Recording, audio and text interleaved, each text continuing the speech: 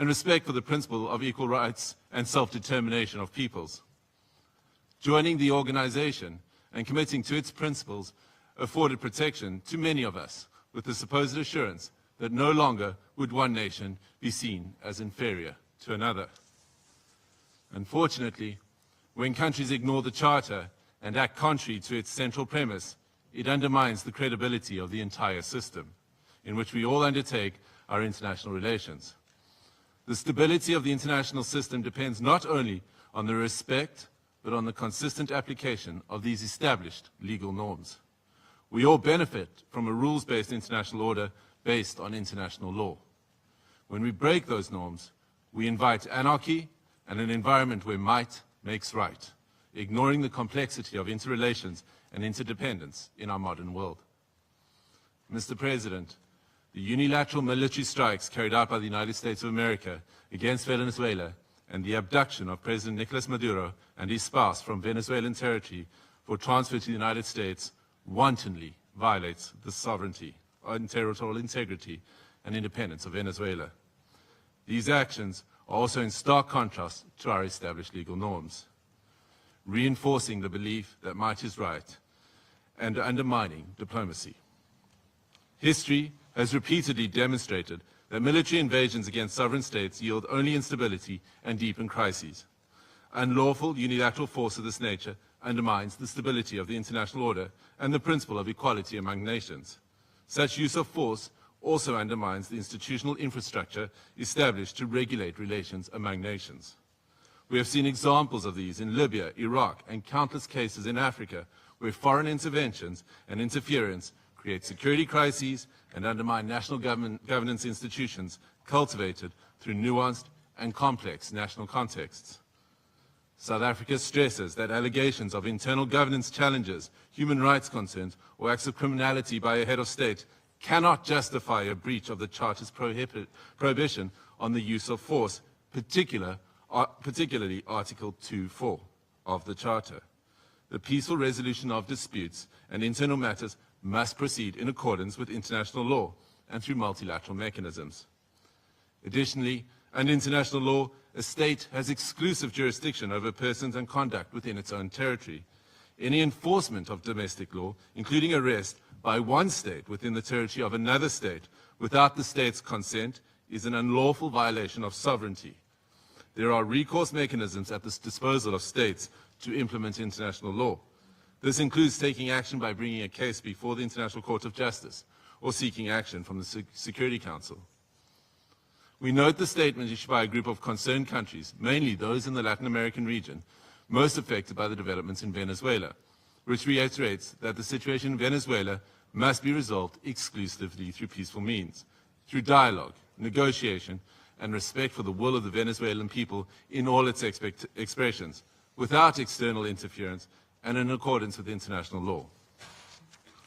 Mr. President, each one of our countries, including our peoples, that are members of this organization and that are bound to its charters, have the right to determine our own democratic and political path. This inherent charter-given right to self-determination cannot and should not be abrogated. If we do not stand up for the sovereign rights of any nations or states when they are undermined and wantonly violated, then which one of us are safe or are guaranteed protection by the principles of the Charter and international law? Failure to act decisively against such violations is a tantamount to inviting anarchy and normalizing the use of force and military might as the main form of discourse in international politics.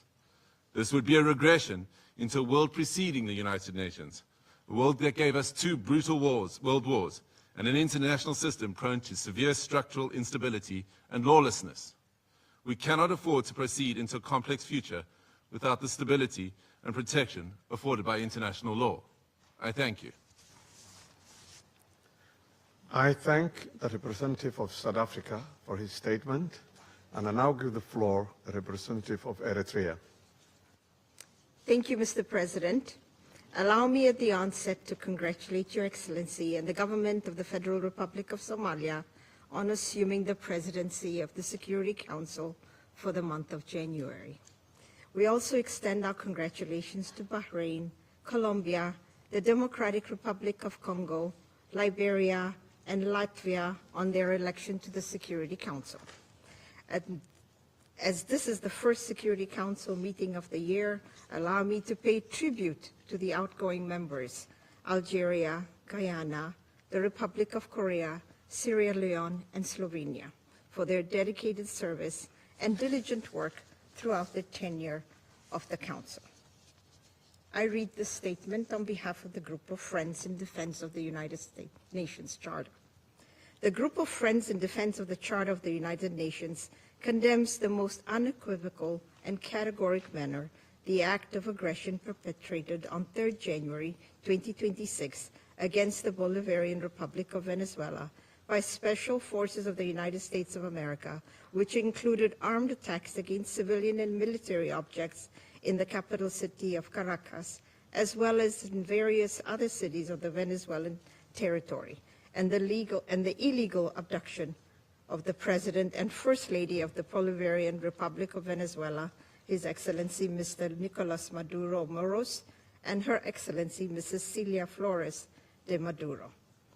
The member states of the Group of Friends in Defense of the Charter of the United Nations expressed their serious concern at the impact of these series of armed attacks, particularly on civilians and their human rights to life, which have included military assaults with U.S. Special Forces, while emphasizing that such acts constitute a clear breach of international law and of each and every principle governing international relations, including those foreseen in the Charter of the United Nations.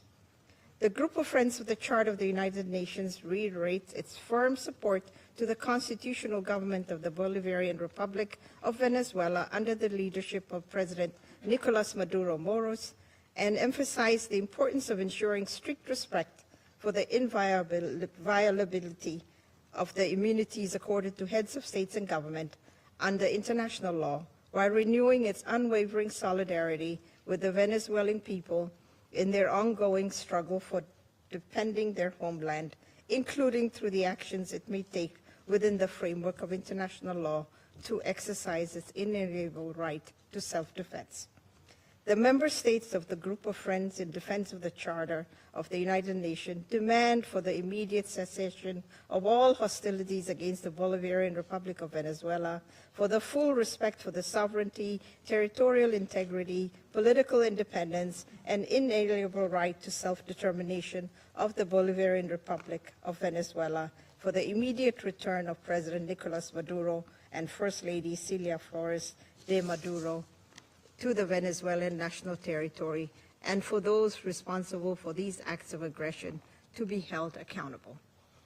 The Group of Friends of the Charter of the United Nations firmly reject the remarks delivered by the President of the United States of America during the afternoon of 3rd January 2026, in which he not only threatened with additional airstrikes against the Venezuelan territory, but also claimed to resolve to occupy and govern the Bolivarian Republic of Venezuela, and to exploit the natural resources and administer the wealth of that sisterly nation in what can only be described as the confession of a clear plan of annexation that foresees, among others, the complete obliteration of the inalienable rights of the Venezuelan people, as well as the fundamental rights of the Venezuelan state as a whole.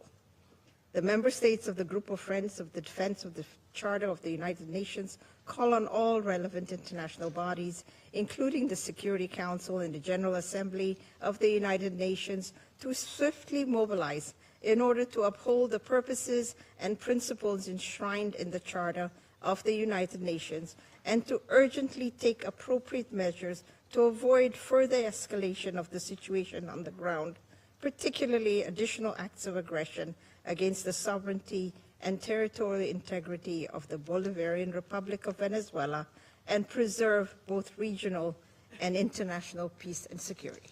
I thank you. I thank the representative of Eritrea for her statement, and I now give the floor to the representative of Islamic Republic of Iran. Thank you. In the name of God, the Compassionate and Merciful, thank you, Mr. President, for convening this emergency and important meeting. We acknowledge the presence of the Undersecretary General Mr. Alo at this meeting and extend our appreciation to Professor Jeffrey Sachs for his informative and insightful briefing. At the outset, I would like to extend my warm congratulations to Somalia on its assumption of the presidency of the Security Council for this month. I also wish to warmly congratulate the newly elected members of the Council, Bahrain, Colombia, Republic of Congo, Latvia, and Liberia on their election. Mr. President, the Islamic Republic of Iran would like to associate itself with the statement delivered by Eritrea on behalf of the group of Friends in Defense of the Charter of the United Nations and wishes to make the following remarks in its national capacity.